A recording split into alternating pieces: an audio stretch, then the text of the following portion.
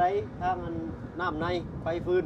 โอ้คักแหละคักแหละเดินดีใจใส่พอไปเบิ่งนี่นี่นะมือนี่ตอนค่ำเนาะจักโมงฮะคำบริคำเท่าไรประมาณได้5 โมงถึง6 โมงย่านเผื่อว่าอ้ายบ่ได้มาเอาเงินไว้ให้ทางน้องวิ50,000เนาะสดซอยขาเค้กกันแล้วกันโดยเนาะผู้บอกเรื่องนี้คือมันแท้ คือมันแน่ลองขึ้นนั่งลองเบิ่งดูหั่นคือบ่เฮ็ดซะเล้งเนาะซะเล้งเบิดเลยเฮ้บสุขสันต์วันเกิดน้องวินำเด้อเนาะทางบ่เบิ่งก็บ่มีหยังหลายพี่น้อยเนาะสดซอยเพิ่นไป50,000กีบพี่น้อยเนาะเรียบร้อยพี่น้อยเนาะเข้าน้ำเข้าในทางบ้านน้องดีเพิ่นเสร็จสิ้นเป็นที่เรียบร้อยเนาะสี่หนุ่มสี่มุมใจชุ่มกระชวยพี่น้อยเนาะตัดภาพบรรยากาศมาบาดนี้ก็อยู่ทางบ้านสองของน้องวิคือเก่าคือเดิมพี่น้อยเนาะเบิ่งเข้ามาทักมาทายเพิ่นลองเบิ่งก่อนเนาะว่าเป็นจังใดหลังจากที่ห่างหายกันไปโดนเติบพี่น้อยเนาะประมาณอาทิตย์หนึ่งได้แล้วพี่น้อยเนาะสภาพการเป็นอยู่เป็นจังใดก็แวะเวียนเข้ามาเยี่ยมยามกันคือเก่าคือเดิมพี่น้อยเนาะ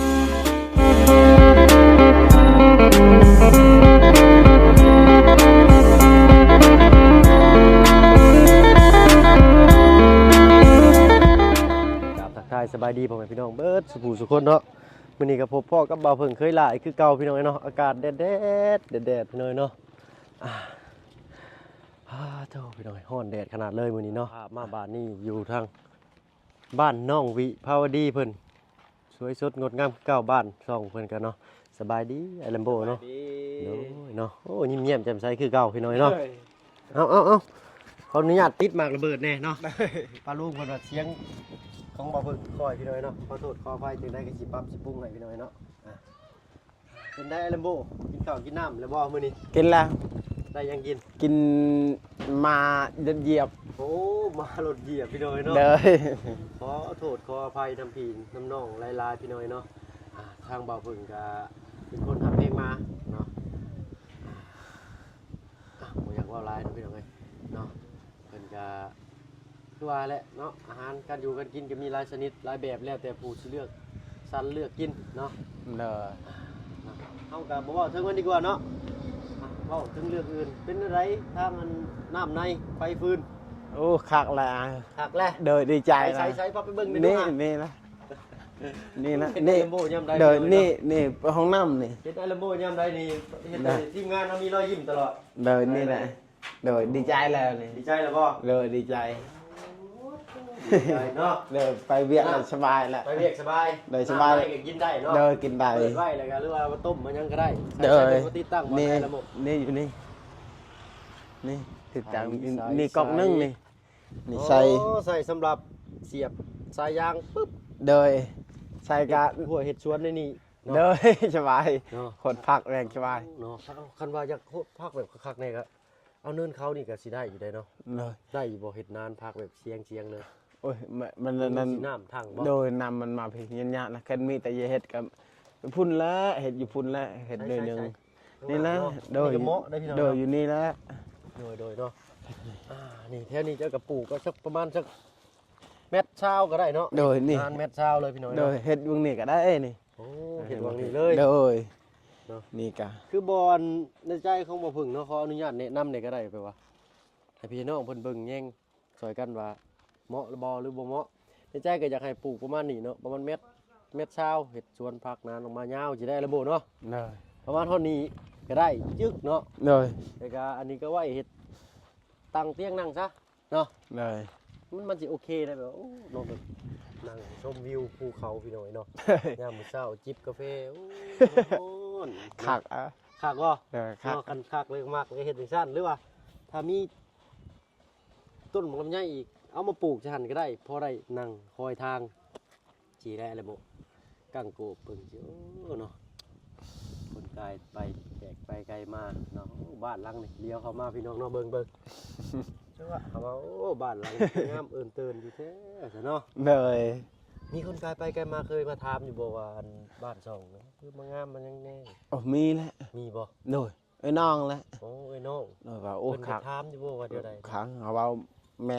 ม่ช่วยให้เพราะ แล้วพอต่างประเทศแม่ต่างประเทศจะช่วยให้เฮ็ดเฮือนให้ เป็นบุญของน้องวิเพิ่นนี่ โดย เนาะ คือว่าเพิ่นว่าโอ้นี่ว่าเราพี่ได้ซอยน้องวิแล้วนี่ว่าเทวดาเรามาซอยแล้วโดยวัฒนาเพิ่นนะ แข่งเรือแข่งพายแข่งกันได้แข่งบุญแข่งวาสนานี่แข่งบ่ได้พี่น้อยเนาะเจ้าเฮ็ดบุญมาหลายเจ้าก็หรือว่าชาติหน้าชั้นใดก็เจ้าก็มีบุญอยู่หั่นพี่น้อยเนาะ โดย เฮาเฮ็ดบุญชาตินี้เฮาบ่ได้ใช้ดอกชาตินี้เนาะพี่น้อยชาติหน้าพุ่นแหละมันสิเกิดผลในเฮาเนาะ โดย มันสิมีช่องประแบบได้เนาะไปย่างไปเบิ่งทางรถเจ้าเมื่อกี้นี่ว่าสิไปใช้แล้วบ่ อันนี้ไปชงร้าน โอ้เนาะ เลย เที่ยงเนาะนี่กำลังสบายเนาะ รถนี้แหละไปถือพื้นถือหยังรถนี้แหละ ถือพื้น โดยตายกับ แก้ ตาย พื้น โดยตายกับแป้งเอา ตายกับแฟนเอาพี่น้อยเนาะ โดย รถถือพื้นเราอ่ะนั่งเท่ๆเบิ่งดูจักบาทมับ บ่มีขยันหยังเลยเบรกกะหักมาแล้วเบรก หักมาแล้วเฮ็ดได้ โดย บาทนี่ หักแล้วมีแต่ค่อยไปเอาละ ใช้เหยียบบ่ได้นะ เดินบ่ได้เลยบ่มีเลย โอ้ เดินไปแล้ว สร้างเฮ็ดแท้นี่ โดย โอ้โหเบรกนี่ยังเนาะแค่ซื้ออันไซส์อันเล็กตัวนั้นมาใส่นี่ โดย ซื้อก็ได้แล้วพี่น้อยเนาะ โดยมาชื่อ เขามานั่งกันโอ้ล้มกันอยู่ห่มอยู่เงาเนาะไอ้ลำโบ โดย หน่อยเนาะ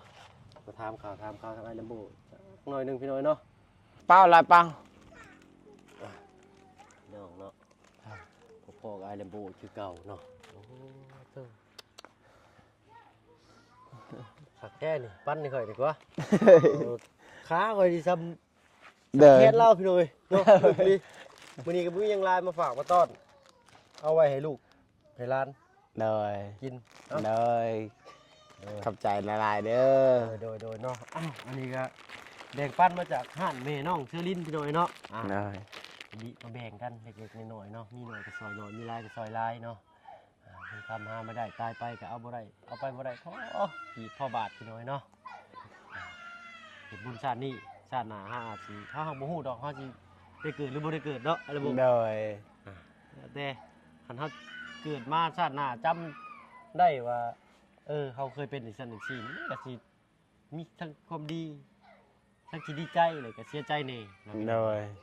เฮ็ดแล้วก็สบายใจก็เฮ็ดเนาะมันเฮ็ดไปแล้วมันถูกใจบ่โอ้ลำบากใจอึดอัดแท้เป็นตาบ่อยากให้แท้จังซี่เฮาก็บ่ควรเฮ็ดจังซี่เนาะมันเป็นกิเลสทางใจเฮาอีก โดย ได้เนาะ โดย เนาะมื้อนี้คือว่าทางลุงจันทร์เพิ่นมาอันชดใช้ค่าเสียหายน้ำประปาให้เรียบร้อยพี่น้องเนาะเป็นได้ระบบสิได้อาบน้ำเย็นเลยเนาะ โอ้สิได้อาบแล้ว อาบแล้วลา ตอนแรกนี่สิลอกแล้วตอนแรกนี่บ่เคยลอกจักเทื่อเลย เอาน้ำประปานี่เลย โดย แต่ทางเฮือนน้องจะมีเนาะ เฮือนน้องมีหั่นน้อง บ่ได้ไปใช้น้ำเพิ่นบ่ บ่ได้ใช้เฮือนน้อง ไปเอามากินซื่อๆบ่ โดยเอามากินเอาของ ได้โปมน้ำตัวนี้ก็ดึงสายยางมันขึ้นมาไว้อีกเนาะ โดย เก่าอะดึงไว้บ่ให้มันดินถมอะนะ โดย ว่าได้ก็ยังใช้ได้อยู่ที่ใดกันเนาะ โดย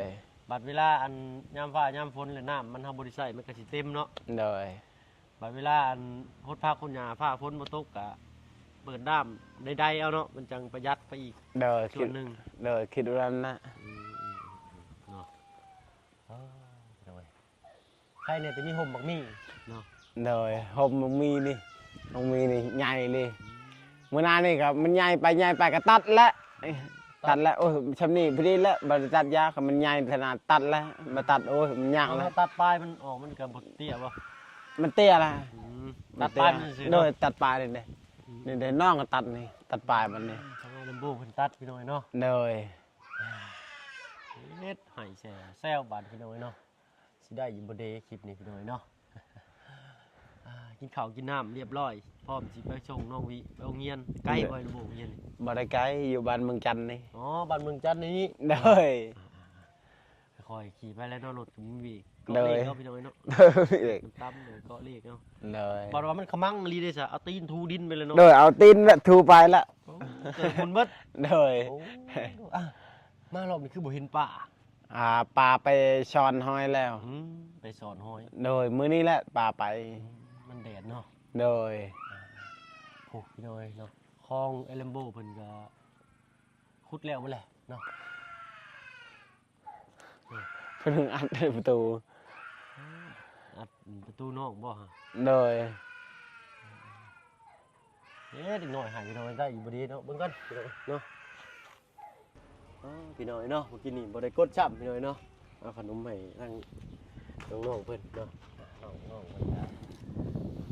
สบายดีและขอบใจน้องก็ได้พี่น้อยเนาะน่าฮักเดี๋ยวพี่น้องเด็กน้อยเปรียบเสมือนผ้าขาวแหละพี่น้อยเนาะย่อมให้เป็นสีใดก็เป็นสีนั้นเนาะขีดเขียนเนี่ยเป็นสีใดก็สีนั้นเนาะอย่าปล่อยให้เพิ่นเป็นอิสระเนาะบ่ให้เพิ่นอยู่ในกรอบลายให้เพิ่นมีความคิดของตัวเองแต่น้อยเนาะเพิ่นออกสู่โลกภายนอกเพิ่นถึงสิกล้าเว้ากล้าปากเนาะครับเฮาบังคับแต่เพิ่นร้ายหรือว่าให้เพิ่นอยู่ในกรอบเฮาต้องให้เป็นจังซั่นเป็นจังซี่นี่เด็กน้อยสิบ่มีความกล้าได้พี่น้อยเนาะ โดย ต้องแบบปล่อยเพิ่นเป็นอิสระเพิ่นกล้าเว้ากล้าปากแต่ก็อยู่ในขอบเขตนั่นแหละเนาะอันใดที่มันบ่ถูกบ่ควรเว้าจ้าเฮงแบบว่าเว้าจ้าหัวรุนแรงหรือว่าหัวร้อนนี่เพิ่นบอกให้สอนเนาะทางไอ้ลำโบมันขุดคลองเรียบร้อยเนาะ โดยคือของเรียบร้อยแล้ว จักมือเลย ประมาณมื้อนึง มือหนึง โดย เฮ็ดตอนแดดบ่หรือตอนบ่แดด บ่แดด เนาะ โดย เมื่ออาทิตย์ที่นี่น่าเฮ็ดน่ะเรื่องอะไรเมื่ออาทิตย์เฮ็ดบ่ได้ติเนาะ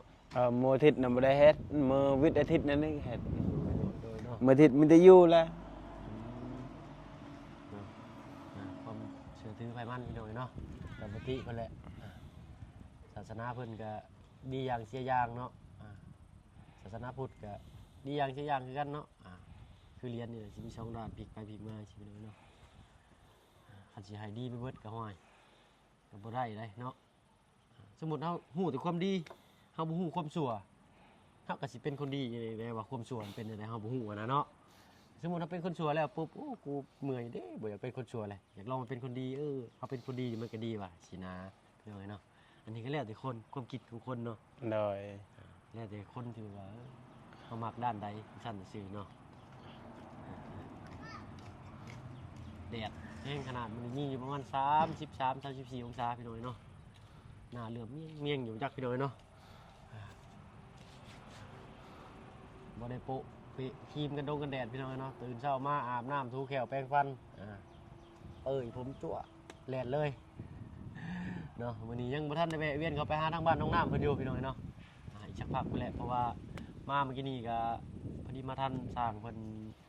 เฮ็ดน้ำประปาเนาะเท่าใดก็4 ล้านน้อยลำบ่เนาะ โดย4ล้าน ชดใช้ค่าเสียหาย4 ล้านกีบเมื่อกี้นี่ก็ทางบ่บุญสารวัตรก็เขามามอบ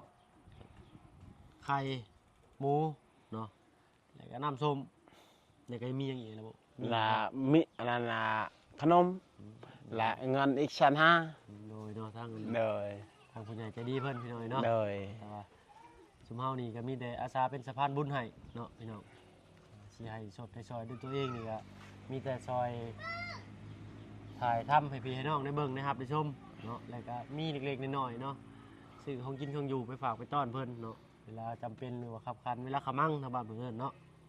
เช่นเวลาสร้างมาเฮ็ดเรือนเฮ็ดชานเฮาจ้างเพิ่นมาตั้งกันฮู้อยู่ครอบครัวนี้เพิ่นคัดสนแน่ก็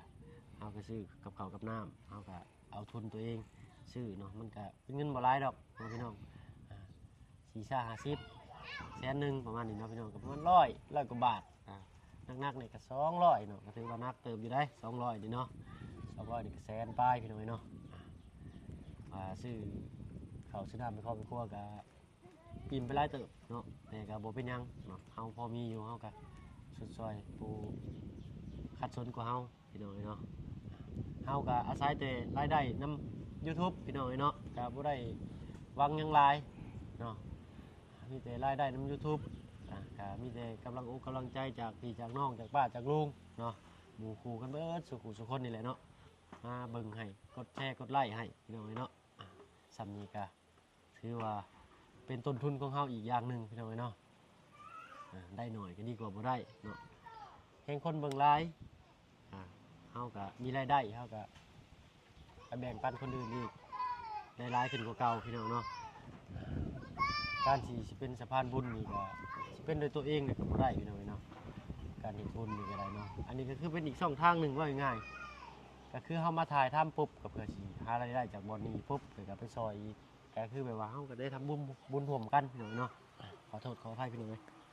เว้าหลายก็จะลิ้นรั่วเนาะ โดย เว้ากันหลายย้ายกันห่างท ทางไอ้ลัมโบเพิ่นก็จนอยากนอนเนาะทางบ่เพิ่งเว้าหลายโพดเนาะ เอาได้ยังนอนละพังละเดี๋ยวม่วนละพัง พังหรือม่วน พังอย่างหู พังอย่างฮู้ เลย พักดีๆเนาะทางไอ้ลัมโบเจ้าเฮียนจบของใด โอ้ยเขาเฮียนมันบ่ได้จบเลย จบเลย เอาอาทิตย์หนึงเขาเฮียน เจ้าเฮียนอาทิตย์หนึง เลย จบเลย จบเลย เนาะอันนี้มันบ่สำคัญปานใดพี่น้องเนาะแต่ว่าก็สำคัญอยู่เนาะเวลาออกไปสู่โลกภายนอกเวลาหมู่เว้าเรื่องธุรกิจกันบ่เนาะเว้าเรื่องความรู้ความหยังเฮาก็สิได้แต่นั่งฟังเนาะเฮาก็เก็บเอามาคิดเฮาก็มีปมด้อยอยู่หั่นอีกบ่หนึงเนาะพี่น้องสำหรับบ่าวเพิ่งคือกันเนาะเรียนจบป .2 เด้อพี่น้องเนาะอ่านออกเขียนได้เบิดเนาะถนัดเนี่ยนี่ก็จะเป็นคณิตศาสตร์เนาะเรื่องบวกเลขลบเลขบวกเลขเนาะแต่เลขหารนี่บ่เป็นเลย แต่คือมือนี้มันก็ยังดีแน่เนาะมีโทรศัพท์เนาะเครื่องใช้อิเล็กทรอนิกส์เนาะเครื่องใช้มือถือเนาะกดดาวน์โหลดหน่อยเนาะให้เฮาเรียนรู้ด้วยตัวเองเนาะแต่ภาษาบ้านบ่าวเพิ่งนี่ภาษาลาวนี่เขียนบ่อยากเป็นเด้อนี่พี่น้อยเนาะเมื่อก่อนนี่เก่งเรื่องเขียนเรื่องพยัญชนะได้เบิดภาษาเขียนภาษาอ่านเนาะภาษาลาวพอไปอยู่กรุงเทพหลายฟ้าหลายปีเข้าพี่น้อยเนาะตั้งแต่น้ำยังบ่ทันท่วมกรุงเทพ53 54พุ่นแหละเนาะไปอยู่กรุงเทพก็ตั้งแต่ออกจากของป .2 ก็ไปอยู่นำพ่อนำแม่เนาะพ่อแม่บ่าวเพิ่งก็เป็นชาวนานี่แหละเนาะเพิ่นก็ไปเป็นลูกจ้างเพิ่นอยู่กรุงเทพเนาะไปเป็นนั่นคนงานก่อสร้างพี่น้อยเนาะทางพ่อกับแม่บ่าวเพิ่งก็ไปอยู่นำพ่อนำแม่ก็บ่ได้เฮ็ดเวียกเฮ็ดงานเนาะมีแต่ไปอยู่ในห้องบ่าวเพิ่งก็เบิ่งแต่โทรทัศน์ทีวีอยู่หั่นแหละพี่น้อยเนาะเบิดมื้อเบิดเว้นพุดออกพุดเข้าในห้องน้อยๆเนาะเป็นกระต๊อบแบบว่าเป็นแคมป์คนงานพี่น้อยเนาะก็บ่ได้อยู่หรูหราบากคือกันได้ตะกี้อะได้ละโบยเฮาอยู่หุ้นกับบ่แม่นสิสบายเสมอไปกับบ่แม่นเนาะบ่าวเพิ่นก็มีหน้าที่แต่ซักผ้าซักแพรให้พ่อให้แม่เนาะเพราะว่าเพิ่นไปเฮ็ดเวียกเฮ็ดงานโอ้ชีวิตของบ่าวเพิ่นนี่ก็พอแล้วเด้แต่ละโบยเนาะ เลยเฮานี่ชีวิตเฮานี่มีแต่ไปรับจ้างว่าชีวิตเฮา ชีวิตเจ้าไปรับจ้าง โดยรับจ้างแหละปลูกเป็นต้นคิดว่านั้นนะคิดว่าแบบว่าพอใช้พอกินเชียวก็พอแล้วคิดว่านั้นนะ อ้าวก็คือว่าแล้วอยู่บ้านเนาะก็มีแต่สำนั่นเด้เนาะบางคน โดย เพิ่นก็มีแนวเฮ็ดนี่ก็ดีพี่น้องเนาะโทรศัพท์ฮ้อนเรียกว่าบ่ได้สมมุติเจ้าพี่น้องขออนุญาตเบิ่งแป๊บหนึงโอ้ยังได้อยู่พี่น้องเนาะ ได้ ทางชีวิตบ่าวเพิ่งนี่เนาะอัลลัมโบเอ้ยไปอยู่กรุงเทพก็ไปซอยพ่อแม่เนาะเก็บตะปูนำเวลาอันบ่าวเพิ่งว่างเนาะพ่อแม่ก็เฮ็ดเวียกก่อสร้างไปแต่บ่าวเพิ่งก็ไปหาเก็บตะปูเนาะโฮมไว้ขายโอ้หลายอย่างเลยจะบอกว่าบางเทื่อก็เฮ็ดปูนนำแน่ผสมปูนบ่อยู่ปูนยืนปูนให้เพิ่นคนอิฐคนบล็อกเฮ็ดเบิดตะกี้เลยเนาะพอบ่าวเพิ่งไปอยู่พุ่นก็หลายปีพี่น้อย5-6 ปีเพิ่นก็ได้อาชีพติดโตมาบัดนี้ตอนแรกก็เพิ่นมีอาชีพเป็นซ่อมแป้งพี่น้อยเนาะเฮ็ดอาชีพซ่อมแป้งรถมอไซค์รถทองรถไถนาเพิ่นซ่อมเป็นเบิดเนาะเมื่อก่อนยังบ่ค่อยมีคนซ่อมทางบ้านบ่าวเพิ่งเนาะมีแต่พอบ่าวเพิ่งตอนนั้นก็พอมีพออยู่พอกินโดยเนาะพ่อของพ่อมาเสียเนาะเงิน 80,000 บาทเบิดพี่น้อยเนาะเมื่อก่อนเงิน 80,000 บาทนี่ป้าเนาะพี่น้อยหลายขนาดเนาะตะกี้100นี่100 บาทต่อ25,000 กีบหรือ30หรือ20,000เรทที่อยู่ประมาณนี้เนาะพี่น้อง20,000 กีบหรือ 20,000 กีบนะแต่คือมื้อนี้100ต่อ 60,000พี่น้อยตะกี้พี่นึกก็ดีจังว่าอยู่เนาะไปโลละเบิดเงินในหันเลยบาทนี้เนาะญาติพี่น้องเพิ่นมาก็หลายแล้วบาดนี้พอได้เก็บเงินค่าประกันภัยแล้วก็เมื่อเนาะนี่คือค่าใช้จ่ายได้งานศพนั่นก็ขอโทษขออภัยว่าถึงกระดูกกระเดี่ยวคนนี้อยากเล่าให้พี่น้องฟังว่าชีวิตก็บ่ได้ดีบ่ได้รู้ล้าเนาะบ่ได้ว่าดีแต่ต้นจนจบเนาะแต่ตอนนี้ก็ถามว่าดีบ่ก็ดีเนาะพี่น้องเอ้ยบ่ได้มองข้ามว่าบ่ได้มองว่าตัวเองแบบชีวิตบ่ดีดอกเนาะมันก็มีดีแน่บ่ดีแน่อันนี้แหละเพิ่นแตกแล้วงานเลยไปเบิดเลยแบบนี้เนาะเอาแต่เงินค่าประกันภัยหรือว่าเงินประกันสังคมประกันชีวิตนั่นแหละเนาะญาติเพิ่นน่ะญาติทางพ่อนี่ก็เมื่อเลย เนาะมีที่เฮ็ดงานนี่นั่นก็เป็นทางครอบครัวของบ่อเบิกชดใช้ค่าเสียหายหน่อยแต่ก็พอก็ไปเอาเครื่องจากจีนมาเป็นอะไรเป็นน็อตเป็นหยังบ่จีนะพี่น้องเนาะเอามาอะไรก็ใส่เป็นรายวันเนาะนะนี่คือเงินกู้เลยในบ้านนี่เลยมันหยุดชะงักไปแบบนี้เนาะก็เลยทางพ่อมาเพิ่งก็ไปเฮ็ดเวียกกรุงเทพ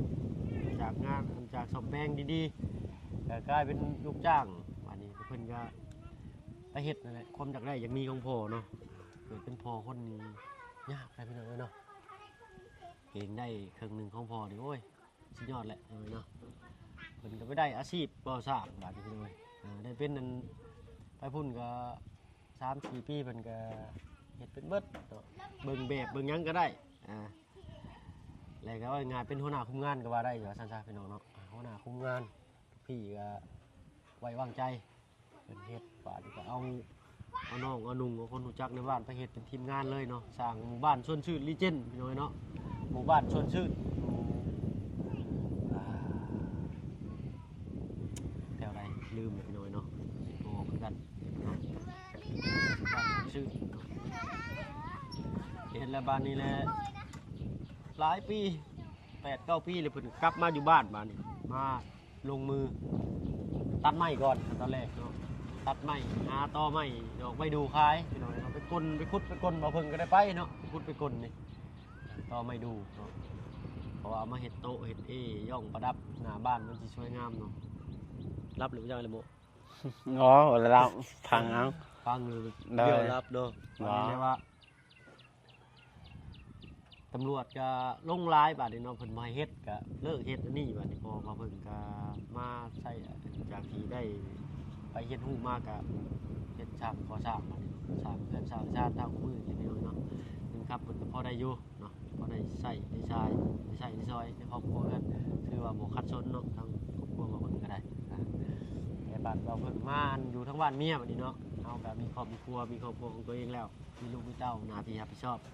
ก็เลยดิ้นรนหาทางอยู่บ้านเฮาหาเงินก็พอได้สำนั่นหน่อยเนาะเมื่อเฮ็ดงานอยู่น้ำพอก็บ่อยากจากลูกห่างเมียพี่น้องเอ้ยเนาะก็เลยตัดสินใจปุ๊บขึ้นมาเฮาก็มีอันแบบว่าพื้นฐานนิดนึงเมื่อก่อนก็เฮ็ดข้าวโพดรอดพี่น้องเนาะทำกับข้าวอยู่กรุงเทพแล้วก็ขายให้พี่น้องได้เบิ่ง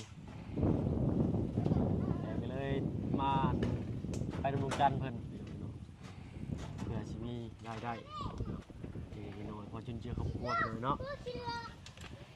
สิซ้ำนี่เลยพี่น้อยเนาะเอาซ้ำนี่มื้อนี้ก่อนน้อยแล้วบ่เนาะ เลย ยันเจ้ารับได้ บ่ได้รับละ เวลาก็จักงูเลยเนาะยันน้องวิเพิ่นอยากไปโรงงานโรงเรียนพี่น้อยเนาะขอโทษขออภัยหลายๆ เล เนาะ ยสบายดี โดยเนาะสำหรับคลิปนี้ลาแล้วพี่น้องเนาะพอกันคลิปหน้าคลิปนี้เอาเป็นว่าสบายดี เลยสบายดี ใจเด้อละโมเด้อ เลย ไปเอาก็ได้ไปชมน้องวิเพิ่นเนาะ เลย มาขอมาระเบิดขึ้นแน่แตกตุบตับมานี่เรียบร้อยเลยนี่เนาะไปลองเบิ่งดูเนาะเท่าพี่น้องเลยทางแลมโบสิพาน้องวิสบายดีน้องวิสบายดีแต่งตัวงามแท้ไปโรงงานโรงเรียนเนาะพี่น้องเนาะยังอยากบอกก็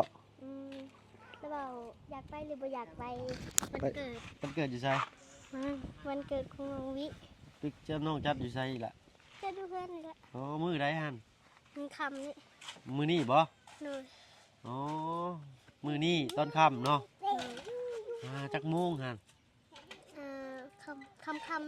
บริทำเท่าไรเรามาได้5 โมงถึง6 โมงแล้ว เอาย่านเผื่อว่าอ้ายบ่ได้มาเอาเงินไว้ให้ทางน้องวิ50,000เนาะสดซอยค่าเค้กกันแล้วกันโดยเนาะผู้บอกเรื่องนี้คือหมันแท้ คือมันเด้ ขอบ เนาะ ใจหลาย โดยเนาะอันอยู่ดีมีแห้งเด้อน้องหล่าเด้อสุขสันต์วันเกิดเด้อไปเบิดนี่บ่ล่ะบ่ โดยไปวันนี้แหละมีไผบังกินหน่อยกับเมื่อแล้วจะหน่อย มาน้องวีไว้จะสิสายไปโรงเรียนเนาะไปได้บ่หั่นลองขึ้นนั่งลองเบิ่งดูหั่นคือบ่เฮ็ดซาเล้งเนาะซาเล้งเบิดเลยครับสุขสันต์วันเกิดน้องวีนำเด้อเนาะทางบ่เบิ่งก็บ่มีหยังหลายพี่น้อยเนาะสดๆเพิ่นไป50,000กีบพี่น้อยเนาะ เอาอยู่ดีมีแห้งวันเกิดก็ได้แฮปปี้เบิร์ธเดย์น้องหลานเด้อ มีโอกาสสิแหละเข้ามาน้องพี่น้องกะเล็กๆจักหน่อยเว้ากันพอหอมปากหอมคอจนเมื่อยพี่น้อยเนาะก็จบไปอีกคลิปหนึงพี่น้อยเนาะก่อนอื่นขอมกขอบใจที่เขามาหับมาชมเนาะฝากเป็นกำลังใจให้บ่าวเพิ่งเคยหลานเด้อเนาะพี่น้องฝากกดไลค์กดแชร์ให้แน่เพื่อเป็นกำลังใจสร้างคลิปม่วนๆมาให้พี่ให้น้องนะครับแรกมีอันวันเกิดน้องวิเพิ่นว่าเนาะเพิ่นบ่ได้บอกข้างลุงเท่านั้นพี่น้องเนาะถึงใส่ยังเคินยังอายอยู่เนาะเกิดเป็นว่า โดยจักว่าได้ไรนี่โดยเนาะโอ้พี่น้องเนาะทางเฮากะไปอันทางอื่นต่อเนาะเพื่อว่าสิคันทวงคันทันก็สิแวะเวียนเข้ามาพี่น้อยเนาะเพื่อว่าให้น้องเพิ่นมีรอยยิ้มพี่น้อยเนาะมื้อนี้น้องเพิ่นก็เศร้าหลายพี่น้อยเนาะสำหรับคลิปนี้ลาแล้วพี่น้อยเนาะพอกันคลิปหน้าเอาเป็นว่าสบายดีพี่น้องเนาะไป